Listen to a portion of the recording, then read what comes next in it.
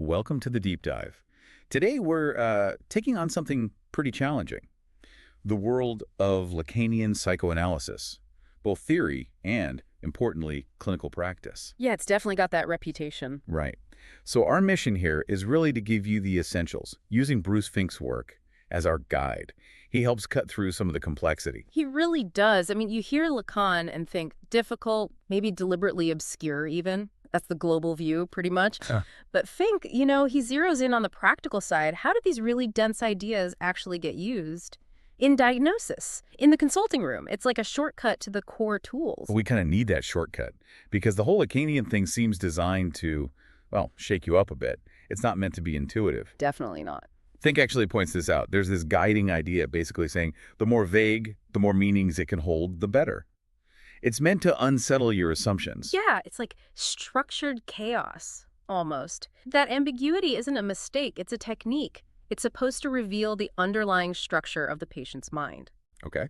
So our job today is to try and put some structure on that chaos for you. We're going to unpack three key things. Jouissance versus desire, the Lacanian clinical structures, which are very different from the DSM, and then the actual techniques they use, which can seem pretty startling. Okay, let's dive right in then. Jouissance, it's French, often poorly translated and seems absolutely central. This feels like where the main human conflict lies, according to Lacan. It really is central. And yeah, the translation is tricky because it's a technical term.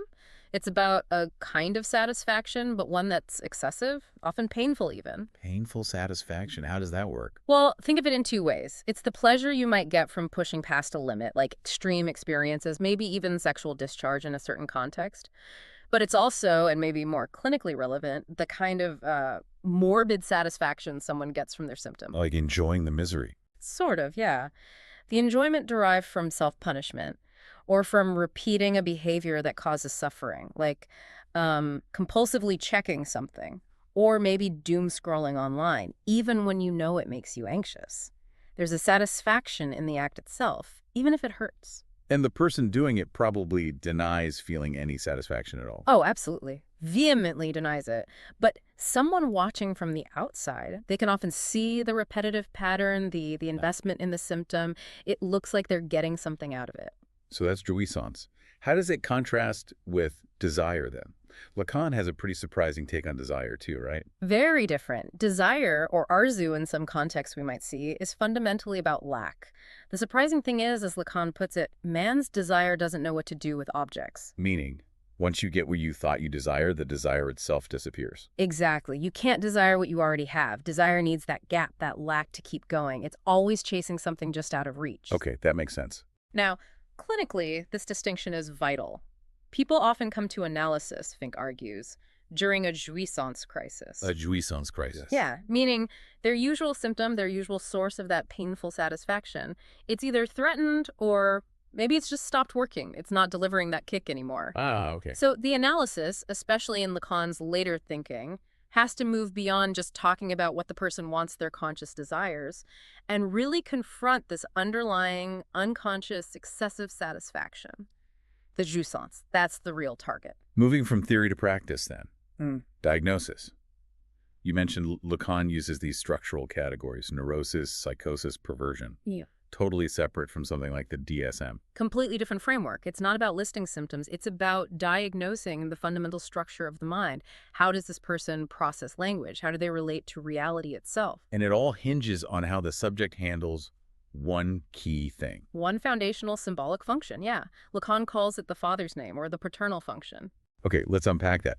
Father's name sounds specific. He said it's symbolic, not just dad. Right, not necessarily the actual biological father at all. Think of it as the symbolic law, the basic rules of language, culture, prohibition, the things that anchor us in a shared reality. It's like the linguistic gravity that stops our personal meaning system from just floating off. So if that anchor fails, if that function isn't integrated, then you're potentially in the structure of psychosis.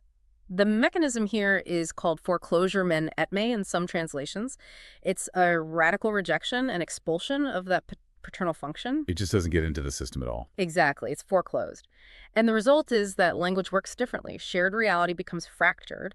There's this risk the person might lose the thread, feel like they're evaporating almost. Fink uses the image of a balloon escaping its string. Wow. And you mentioned something specific about hallucinations and psychosis, how they differ. Yeah, the key is the certainty. In true psychosis, when a hallucination occurs, like hearing a voice, the person often knows with absolute certainty who is speaking and what is being demanded. No doubt. No distance. None. Fink gives examples like, God wants me to be his wife. There's no room to question it. You also see phenomena sometimes linked to this, like experiences of bodily change or feminization, like in the famous Schreiber case, reflecting that breakdown in symbolic organization. Okay. So that's psychosis due to foreclosure. The neurotic structure, then, is different. Very different. The neurotic has integrated the paternal function, at least partially.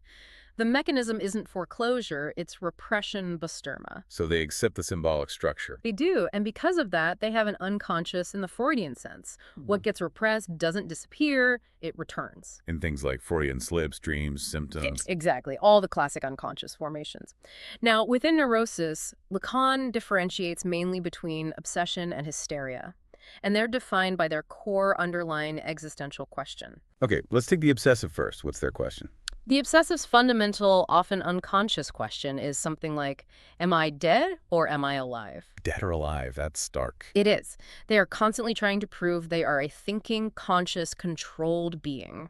They try to avoid the unconscious, avoid uncertainty. Their strategy is often to try and neutralize or even abolish the other, the unpredictable external world, desire, authority. How do they do that? Through things like intellectualization, control, rituals, and often procrastination, putting things off indefinitely. They might avoid pursuing impossible ideals precisely to keep them ideal.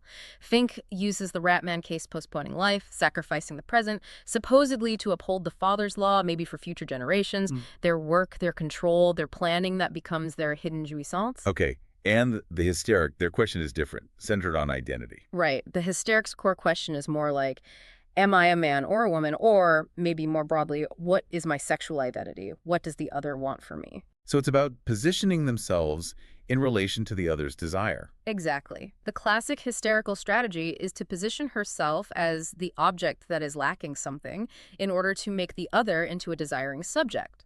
She essentially wants to keep desire itself alive. The desire for an unsatisfied desire, as Freud put it. That's the one. You see it in cases like the witty butcher's wife. They might create complex situations like a love triangle where the real goal isn't satisfaction, but keeping the tension going, keeping desire circulating, and refusing to be the source of the other's ultimate satisfaction, their jouissance. This is fascinating. Okay, so if the analyst understands these structures, how do they actually intervene?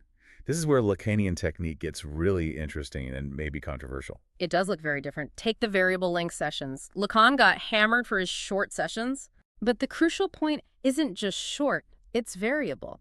The session length isn't fixed by the clock. It's determined by the discourse, by what's happening moment to moment. The analyst might cut the session short, punctuate it, right after a key word or slip. To create a shock, break the flow. Exactly. It's a cut that ideally resonates, makes the patient think, opens up the unconscious meaning. It's directly linked to this idea of punctuation. Tell me more about punctuation. It's how the analyst highlights things. They might repeat a slip of the tongue the patient made, or isolate a specific phrase they used, or, like I said, end the session abruptly right after it. The key is the analyst doesn't rush in to interpret it for the patient. They don't say, oh, that means. No. They deliberately hold back on assigning meaning. They have to maintain a kind of strategic ignorance, almost. Which forces the patient to grapple with their own words. Precisely. Fink says the analyst must be willing to appear rigid, stupid, and foolish. If a patient says something seemingly obvious, like sex is unpleasant or I'm afraid of spiders, the analyst acts as if they just don't get it. To force the patient to elaborate. Right. To make them articulate the incredibly personal, charged, specific meaning behind that statement for them within their own unique structure. Because the meaning isn't universal or transparent. It has to be produced by the subject. Which leads to this paradoxical idea of the analyst as the cause. They aren't just passively listening. Not at all. The unconscious stuff, the dreams, the fantasies, the slips of the tongue, Lacan argues they are actually produced for the analyst. For the analyst. Yes, because the analyst occupies that position of the subject supposed to know. Their presence becomes the reason, the cause for the unconscious material bubbling up.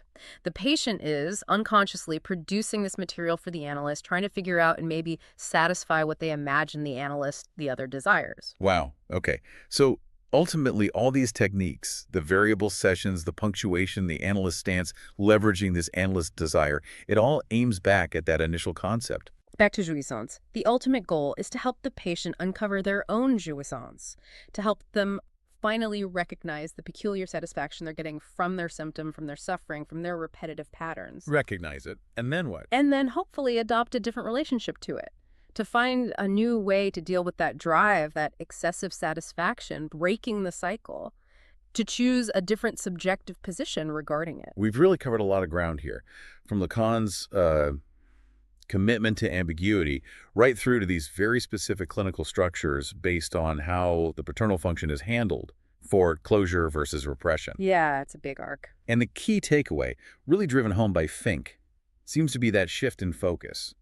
Moving beyond just conscious wants, beyond desire, to grappling with the much more uncomfortable reality of unconscious jouissance. Exactly. And for you listening, the value here, I think, is connecting these ideas to your own life. Even intellectual things like reading this, learning, Lacan would say they're tangled up with your own knots of desire, fantasy, your unconscious structure. That engagement with knowledge isn't separate from who you are emotionally. Not at all. So if we boil down the analytic process, maybe the crucial discovery isn't just figuring out what do I want, but maybe first, what does the other want from me? That seems to be the dilemma analysis starts with. That's a really central point. And if the goal at the end of the day is finding a new way to live with your drives, maybe a new kind of harmony between desire and that compulsive jouissance, then here's a question to maybe sit with. Okay. When you're striving really hard for some ideal, career success, perfect family, leaving a legacy, whatever it is, are you actually getting your satisfaction? Or are you maybe, without realizing it, sacrificing your present life, your potential jouissance right now, to satisfy some imagined demand from the other, like those future generations, the obsessive lives for? What hidden, maybe painful satisfaction is actually keeping you tied to the very symptoms or patterns you complain about most? That is definitely something to chew on. Thank you for walking us through all of that. It's complex stuff, but you made it much clearer. My pleasure. It was good to dive into it.